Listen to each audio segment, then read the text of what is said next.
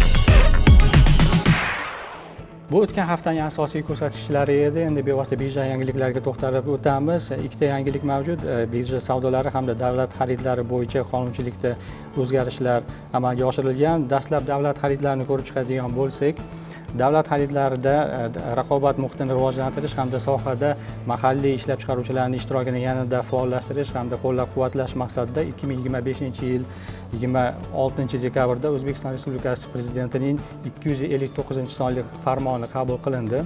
Ushbu farmonga muvofiq davlat xaridlari tizimida takliflar so'rovi hamda mahalliy auksion kabi yangi xarid turlari joriy etildi.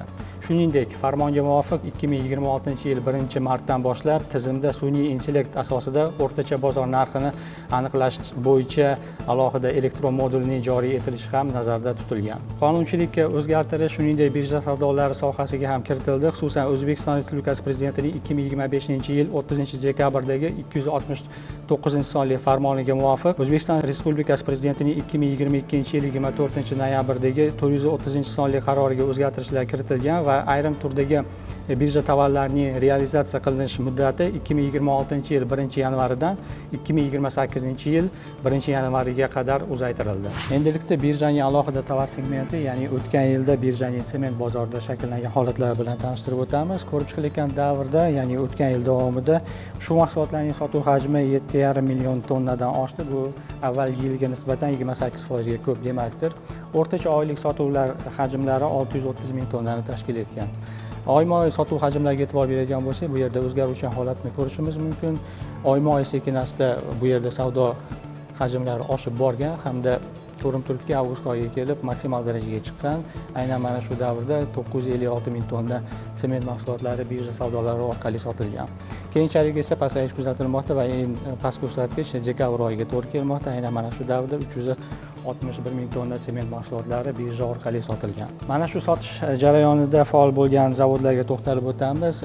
Umuman olganda bu yerda birjaning ushbu segmentida katta raqobat kuzatilayotganligini ta'kidlashimiz maqsadga muvofiq 50 ga yaqin zavodlar o'z mahsulotlari bilan ushbu savdolarda qatnashib kelgan va nisbatan yetakchilik qilgan zavodlarga to'xtaladigan bo'lsak, birinchi navbatda bu Toshkent sement zavodi, ikkinchi o'rinda Ohangaron sement aksiyadorlik jamiyati. Ularning ulushlari dastlab Toshkent sementning ulushi 16%, Ohangaron sementning ulushi 13% ni tashkil etgan. Keyingi o'rinlarda turgan Shanfeng Bridge of Friendship hamda Qarshi sementlar turmoqda. Ularning ulushlari o'zaro teng, ya'ni 12% dan tashkil etgan.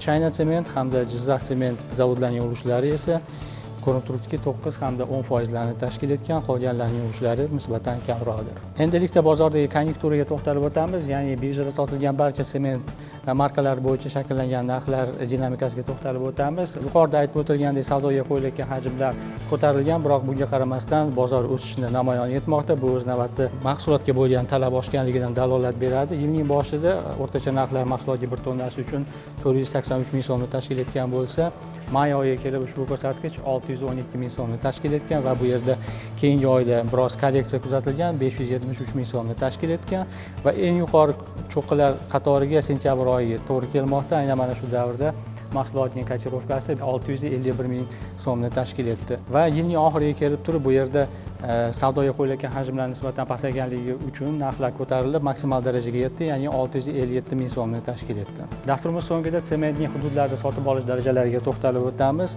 ya'ni talab nuqtai nazaridan yondashamiz. Bu yerda nisbatan yetakchilik kelgan hududlarga to'xtaladigan bo'lsak, birinchi navbatda bu Toshkent va Toshkent viloyati va uning ulushi 31% tashkil etgan.